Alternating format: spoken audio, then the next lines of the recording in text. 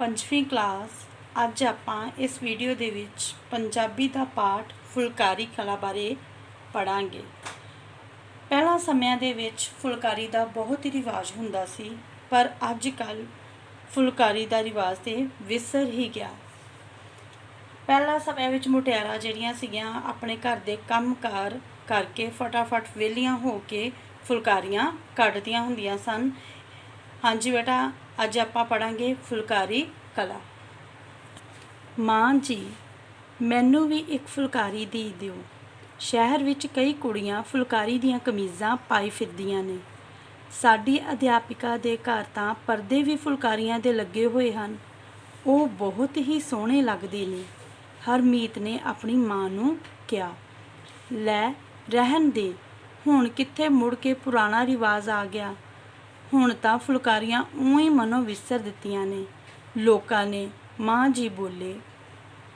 ਨਹੀਂ ਨਹੀਂ ਮਾਂ ਜੀ, ਹੁਣ ਤਾਂ ਫੁਲਕਾਰੀ ਦੀ ਬਹੁਤ ਕਦਰ ਹੋ ਗਈ ਹੈ।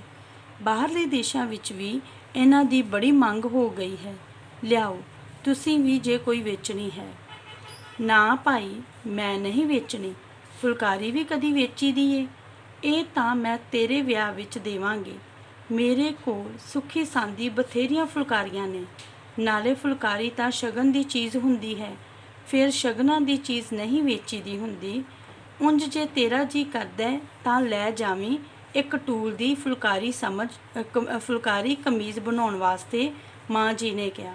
ਹਾਂਜੀ ਬੇਟਾ, ਪਹਿਲਾਂ ਦੇ ਸਮਿਆਂ ਦੇ ਵਿੱਚ ਜਿਹੜੀ ਫੁਲਕਾਰੀ ਸੀ ਆਪ ਹੱਥ ਨਾਲ ਕੱਢੀ ਜਾਂਦੀ ਸੀ, ਨਾ ਕਿ ਉਹਨੂੰ ਕੱਢ ਕੇ ਵੇਚਿਆ ਜਾਂਦਾ ਸੀਗਾ। ਪਰ ਅੱਜ ਕੱਲ੍ਹ ਤੇ ਜਿਹੜੀ ਫੁਲਕਾਰੀ ਹੈਗੀ ਆ ਉਹ ਆਪਾਂ ਬਾਜ਼ਾਰ ਜਾਈਏ ਤੇ ਆਪਾਂ ਖਰੀਦ ਲਿਆਉਂਦੇ ਆ। ਪਹਿਲਾਂ ਇਹਨੂੰ ਸ਼ਗਨਾਂ ਦੀ ਚੀਜ਼ ਸਮਝਿਆ ਜਾਂਦਾ ਸੀ। ਮੈਨੂੰ ਦਿਖਾ ਦਿਓ ਸਾਰੀਆਂ ਫੁਲਕਾਰੀਆਂ, ਮੈਨੂੰ ਜਿਹੜੀ ਸੋਹਣੀ ਲੱਗੀ ਲੈ ਲਵਾਂਗੀ, ਹਰਮੀਤ ਨੇ ਮਾਂ ਨੂੰ ਕਿਹਾ। ਮਾਂ ਜੀ ਸੰਦੂਕ ਵਿੱਚੋਂ ਫੁਲਕਾਰੀ ਕੱਢਣ ਅੰਦਰ ਸਬਾਤ ਵੱਲ ਚਲੇ ਗਏ। ਹਰਮੀਤ ਵੀ ਨਾਲ ਹੀ ਤੁਰ ਪਈ। ਸਬਾਤ ਬੇਟਾ ਛੱਤ ਦਾ ਰਸਤਾ ਹੁੰਦਾ ਵਾ ਜਿਹੜਾ ਕਮਰਿਆਂ ਨੂੰ ਆਪਸ ਵਿੱਚ ਮਿਲਾਉਂਦਾ ਵਾ। ਮਾਂ ਜੀ ਨੇ ਸੰਦੂਕ ਖੋਲ੍ਹਿਆ। ਉਸ ਵਿੱਚ ਬਹੁਤ ਸਾਰੇ ਬਾਗ ਅਤੇ ਫੁਲਕਾਰੀਆਂ ਪਏ ਸਨ। ਹਰਮੀਤ ਨੇ ਹੈਰਾਨ ਜਿਹੇ ਹੁੰਦੇ ਪੁੱਛਿਆ, ਮਾਂ ਜੀ ਇਹ ਸਾਰੀਆਂ ਤੁਸੀਂ ਹੀ ਕੱਢੀਆਂ ਨੇ? ਹਾਂ ਧੀਏ, ਮੈਂ ਹੀ ਕੱਢੀਆਂ ਨੇ। ਕੁਝ ਤੇਰੀ ਨਾਨੀ ਦੇ ਹੱਥਾਂ ਦੀਆਂ ਨੇ, ਉਹ ਮੈਂ ਅਜੇ ਤੱਕ ਸਾਂਭ ਕੇ ਰੱਖੀਆਂ ਨੇ। ਕਹਿੰਦੇ ਕਹਿੰਦੇ ਮਾਂ ਜੀ ਸੰਦੂਕ ਵਿੱਚੋਂ ਫੁਲਕਾਰੀ ਕੱਢਣ ਲੱਗੇ। ਫੁਲਕਾਰੀਆਂ ਕੱਢ ਕੇ ਉਹ ਬੈਠਕ ਵਿੱਚ ਲੈ ਗਏ। ਫਿਰ ਉਹ ਇਕੱਲੀ ਇਕੱਲੀ ਫੁਲਕਾਰੀ ਬਾਰੇ ਹਰਮੀਤ ਨੂੰ ਦੱਸਣ ਲੱਗੇ। ਹਰਮੀਤ ਨੂੰ ਇਹ ਸਾਰਾ ਕੁਝ ਦੇਖ ਕੇ ਬੜਾ ਹੀ ਅਚੰਭਾ ਲੱਗਿਆ। ਅਚੰਭਾ ਹੁੰਦਾ ਹੈ ਹੈਰਾਨ।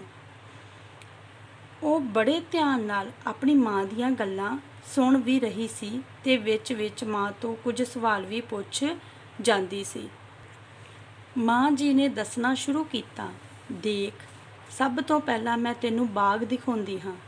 ਇਸ ਦੀ ਕਢਾਈ ਇੰਨੀ ਸੰਘਣੀ ਏ ਕਿ ਕੱਪੜਾ ਤਾਂ ਕਿਧਰੇ ਦਿਸਦਾ ਹੀ ਨਹੀਂ। ਆਮ ਫੁਲਕਾਰੀਆਂ ਵਿੱਚ ਇੰਨੀ ਸੰਘਣੀ ਕਢਾਈ ਨਹੀਂ ਹੁੰਦੀ। ਇਹ ਤਾਂ ਬਹੁਤ ਹੀ ਸੋਹਣਾ ਹੈ, ਸੱਚਮੁੱਚ ਹੀ ਬਾਗ ਵਾਂਗ। ਇੰਨੀ ਸੰਘਣੀ ਕਢਾਈ ਤਾਂ ਮੈਂ ਕਦੇ ਵੇਖੀ ਹੀ ਨਹੀਂ। ਫਿਰ ਹਰਮੀਤ ਨੇ ਇੱਕ ਹੋਰ ਫੁਲਕਾਰੀ ਚੁੱਕ ਕੇ ਮਾਂ ਜੀ ਤੋਂ ਪੁੱਛਿਆ, ਆਹ ਦੇਖੋ ਮਾਂ ਜੀ, ਇਸ ਫੁਲਕਾਰੀ ਨੂੰ ਕੀ ਕਹਿੰਦੇ ਨੇ? ਆਹ ਜਿਹਦੇ ਉੱਪਰ ਤਿਕੋਣੀ ਸ਼ਕਲ ਵਿੱਚ ਕਢਾਈ ਕੀਤੀ ਏ ਤੇ ਬਾਕੀ ਸਾਰੀ ਖਾਲੀ ਛੱਡੀ ਹੋਈ ਹੈ। ਹਾਂਜੀ ਬੇਟਾ, ਆਹ ਤੁਹਾਡੇ ਅੱਗੇ ਪਿਕਚਰ ਬਣੀ ਹੋਈ ਆ। ਇਹ ਇੱਕ ਤਰ੍ਹਾਂ ਦਾ ਬਾਗ ਹੈ ਜਿਹਦੇ ਵਿੱਚ ਕੋਈ ਵੀ ਜਗ੍ਹਾ ਖਾਲੀ ਨਹੀਂ ਹੈਗੀ, ਸਾਰੀ ਹੀ ਕਢਾਈ ਕੀਤੀ ਗਈ ਆ। ਜਿੱਥੇ ਬਹੁਤ ਸਾਰੀ ਸੰਘਣੀ ਜਗ੍ਹਾ ਹੋਵੇ, ਸੰਘਣੀ ਜਗ੍ਹਾ 'ਤੇ ਕਢਾਈ ਕੀਤੀ ਜਾਵੇ, ਉਹਨੂੰ ਬਾਗ ਕਹਿੰਦੇ ਆ। ਇਹ ਘੁੰਗਟ ਬਾਗ ਹੈ। ਇਸ ਦੇ ਸਿਰ ਅਤੇ ਮੋਢਿਆਂ ਉੱਤੇ ਆਉਣ ਵਾਲੇ ਹਿੱਸੇ ਵਿੱਚ ਹੀ ਕਢਾਈ ਕੀਤੀ ਜਾਂਦੀ ਹੈ। ਜਿਹੜਾ ਕਿ ਹਰਮੀਤ ਨੇ ਪੁੱਛਿਆ ਸੀ ਆਪਣੀ ਮਾਂ ਨੂੰ ਕਿ ਇਹ ਤਿਕੋਣੀ ਸ਼ਕਲ ਵਾਲੀ ਕਢਾਈ ਕੀਤੀ ਗਈ ਹੈ ਤੇ ਬਾਕੀ ਸਾਰੀ ਜਗ੍ਹਾ ਖਾਲੀ ਛੱਡੀ ਗਈ ਆ, ਉਹਨੂੰ ਕੀ ਕਹਿੰਦੇ? ਉਹਨੂੰ ਕਹਿੰਦੇ ਆ ਘੁੰਗਟ ਬਾਗ। ਇਸ ਦੇ ਸਿਰ ਅਤੇ ਮੋਢਿਆਂ ਉੱਤੇ ਆਪਣੇ ਹਿੱਸੇ ਵਿੱਚ ਵੀ ਕਢਾਈ ਕੀਤੀ ਹੁੰਦੀ ਹੈ। ਆਹ ਚੋਪ ਹੈ, ਇਹ ਵਿਆਹ ਦੀ ਫੁਲਕਾਰੀ ਹੈ। ਪਹਿਲਾਂ ਚੂੜਾ ਚੜਾਉਣ ਵੇਲੇ ਇਹ ਕੁੜੀ ਉੱਤੇ ਦਿੱਤੀ ਜਾਂਦੀ ਸੀ।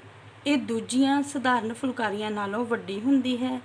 ਇਸ ਦੀ ਕਢਾਈ ਖਾਸ ਗੁੰਝਲਦਾਰ ਤੋਪੇ ਨਾਲ ਕੀਤੀ ਹੁੰਦੀ ਹੈ। ਕਢਾਈ ਦਾ ਤੋਪਾ ਬਹੁਤ ਬਰੀਕ ਹੁੰਦਾ ਹੈ। ਇਹ ਕੁੜੀਆਂ ਦੇ ਦਾਜ ਦੀ ਖਾਸ ਚੀਜ਼ ਹੁੰਦੀ ਸੀ। ਇਸ ਵਾਂਗ ਸੁੱਬਰ ਵੀ ਸ਼ਗਨਾਂ ਦਾ ਕੱਪੜਾ ਹੁੰਦਾ ਸੀ।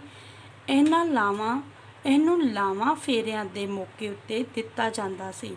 ਵੇਖ, ਇਹਦੇ ਵਿੱਚ ਕੰਨੀਆਂ ਦੇ ਨਾਲ ਕਢਾਈ ਕੀਤੀ ਹੋਈ ਹੈ।